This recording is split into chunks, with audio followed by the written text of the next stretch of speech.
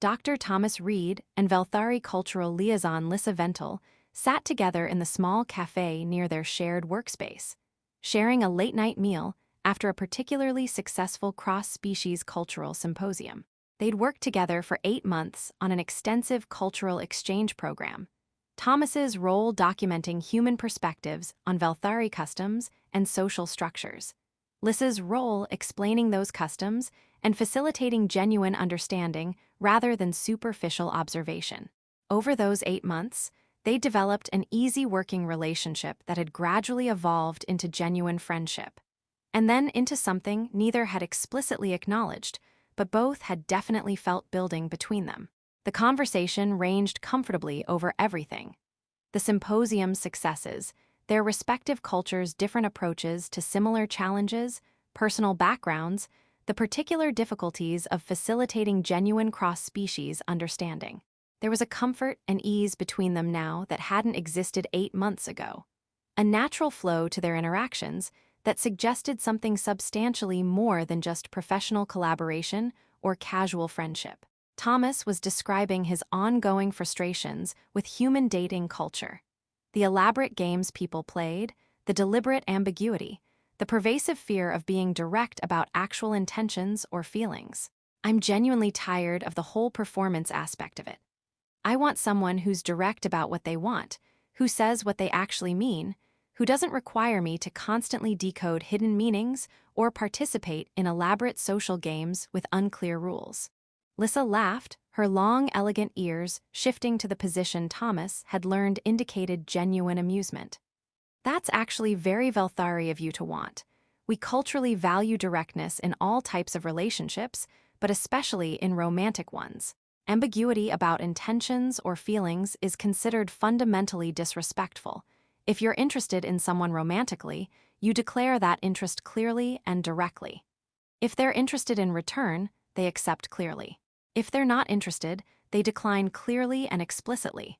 No elaborate games, no sustained uncertainty about where things stand. That sounds absolutely perfect. Why can't human dating culture work that way instead? Then Thomas added, the words coming out before he'd fully processed them, somewhere between joking and genuinely serious. If only you were mine, I wouldn't have to deal with any of this uncertainty and performance nonsense. The comment emerged from that particular state of tiredness and comfort with someone where the normal filters between thought and speech have worn dangerously thin. Lissa went very still. Her ears shifted abruptly to a position Thomas had learned indicated intense focus, combined with something like profound surprise. Then propose properly, she said, her voice completely serious without any trace of the lightness that had characterized their conversation moments before.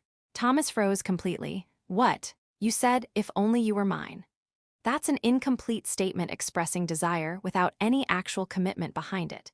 If you genuinely want me to be yours, and implicitly for you to be mine as well, since Velthari bonding is fundamentally mutual, then propose properly instead of hiding your actual intentions behind hypothetical phrasing designed to avoid real commitment.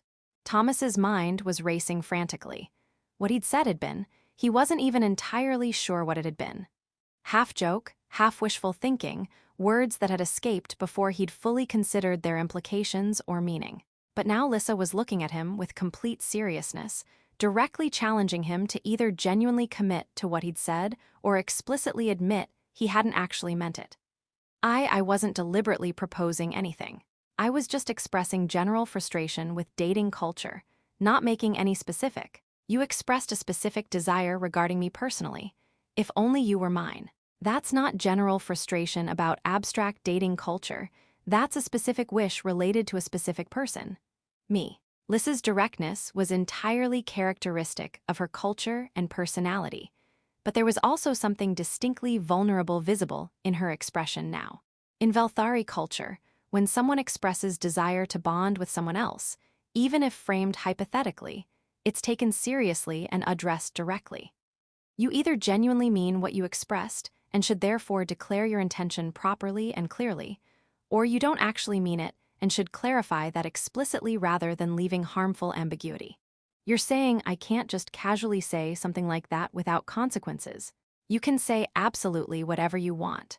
but I'm choosing to take your words seriously rather than conveniently dismissing them as casual, thoughtless comment. You explicitly expressed desire for me to be yours. I'm directly asking you to clarify.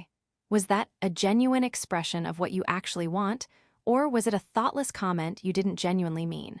Thomas realized with uncomfortable clarity that she was absolutely right. He couldn't have it both convenient ways, couldn't express genuine desire and then immediately hide behind, "I was just joking," or "I didn't mean it seriously," when directly challenged about it. Lissa was doing exactly what she described Velthari culture as doing, taking his actual words at face value and asking him to either genuinely commit to them or explicitly clarify that he didn't actually mean them. What if I said it was somewhere complicated in between? That I do feel something genuine, but wasn't deliberately making any kind of formal proposal. Then you're being ambiguous, which in Velthari cultural understanding means you're not actually ready to make a clear commitment. That's completely acceptable. Not everyone is ready to commit when feelings first start developing. But it means you should not express hypothetical desires about me being yours until you are genuinely ready to actually propose that specific arrangement. She was quiet for a significant moment, her expression showing careful thought. I've spent 8 months working closely with you, Thomas. I've enjoyed our collaboration immensely, and I've developed feelings that go substantially beyond professional respect or casual friendly affection. But I will absolutely not participate in the ambiguous, game-playing approach to relationships that you literally just described being frustrated with. If you want me to be yours, then propose that properly and clearly.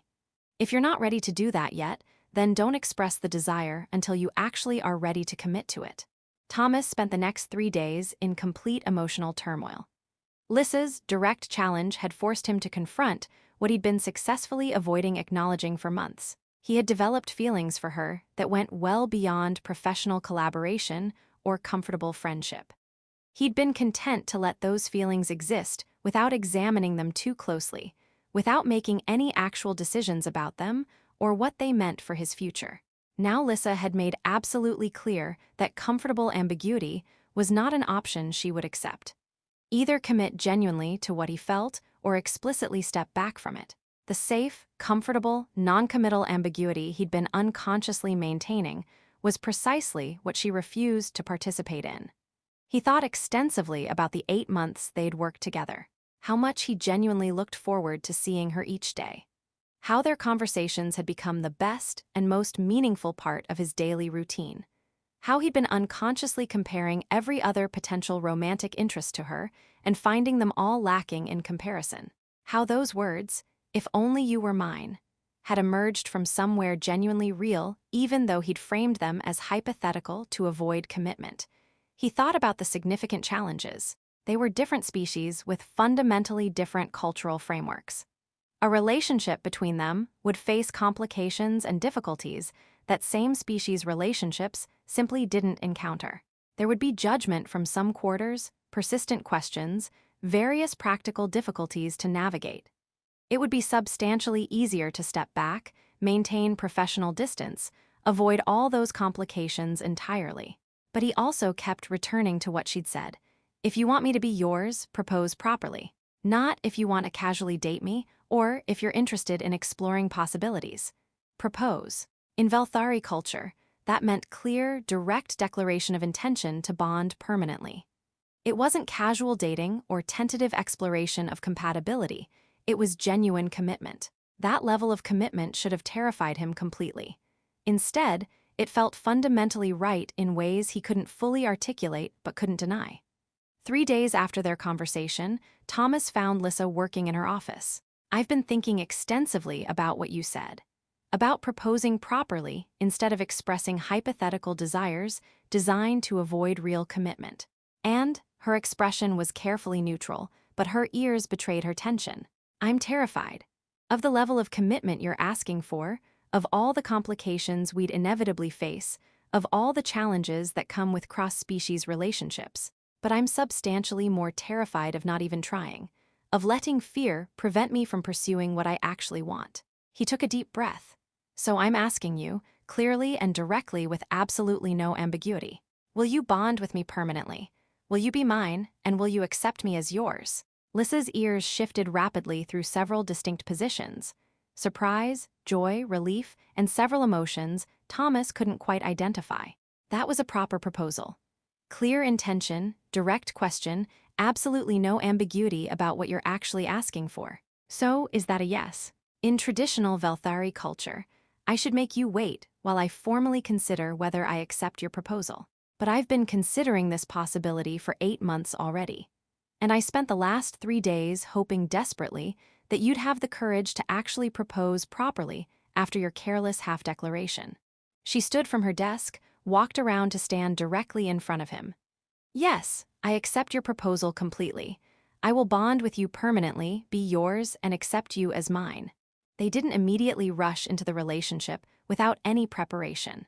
There were numerous practical considerations to address, cultural frameworks to carefully navigate, families on both sides to inform, alliance regulations about cross-species bonding to properly navigate. But they were navigating all of it together now, with clear mutual commitment rather than ambiguous maybe feelings that avoided real decisions. Lissa explained more comprehensively about what bonding meant in her culture. When I challenged you to propose properly, rather than accepting your casual hypothetical expression, I was asking you to make a real choice with full understanding of its implications. Not casual, let's see where this goes exploration, but actual genuine commitment. Because in my culture, half commitments and tentative explorations without clear intentions are fundamentally disrespectful to everyone involved. If you want someone, you declare that clearly and commit to it fully. If you're not ready for that level of commitment, then you don't express the desire at all until you are ready. I almost didn't come back to your office. Almost decided the commitment was too much, too frightening, too complicated to accept. I know, I was genuinely prepared for that possibility. But I couldn't accept your casual, if only you were mine, without directly challenging you to either mean it properly or stop saying things like that. I respect you far too much to participate in an ambiguous relationship, where neither of us is actually clear about our intentions or commitment level. Years later, when people asked how they had gotten together, they told the story with characteristic honesty. Thomas's version. I made a careless comment about wishing she were mine, framing it hypothetically to avoid any real commitment or vulnerability. She immediately challenged me to either propose properly with full commitment or explicitly stop expressing desires I wasn't willing to genuinely commit to. She forced me to choose between comfortable ambiguity that avoided real decisions and actual genuine commitment with all its implications. I chose commitment, and I've never regretted that choice for a single moment. Lissa's version. He expressed clear desire for me to be his, but he deliberately framed it hypothetically to avoid making any real commitment or taking any genuine risk. I challenged him directly to take his own words seriously, to either propose properly with full understanding of what that meant, or explicitly clarify he didn't actually mean it and stop expressing desires without genuine commitment behind them. I wouldn't accept ambiguity or casual expressions of desire without real commitment. He had the courage to return 3 days later and propose properly, with full understanding of what he was asking and committing to. That courage and willingness to commit genuinely is precisely why I said yes. If only you were mine, I said. The alien woman replied. Then propose properly. Became their story about how one person's refusal to accept comfortable ambiguity forced another person to make a real choice, and how sometimes the most important relationships require the courage to commit genuinely rather than hiding behind hypothetical expressions that avoid real vulnerability. Thomas had expressed desire without commitment. Lissa had challenged him to make a real choice.